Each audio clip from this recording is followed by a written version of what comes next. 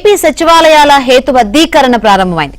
AP సేవ పోర్టల్లో క్లస్టర్ల ఏర్పాటు, సచివాలయ అనుసంధానం చేయడంతో పాటు ఎంపీడీఓలు, మున్సిపల్ కమిషనర్లకు అధికారాలు ఇచ్చారు. ఇక ప్రతి క్లస్టర్ పరిధిలో 2 నుంచి 3 సచివాలయాలు ఏర్పాటు చేసేలా నిర్ణయం తీసుకున్నారు.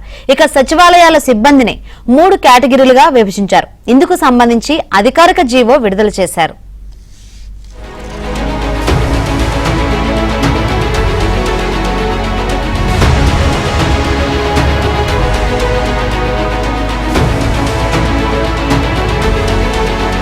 ఏపీ సచివాలయాల హేతుబద్ధీకరణ ప్రారంభమైంది.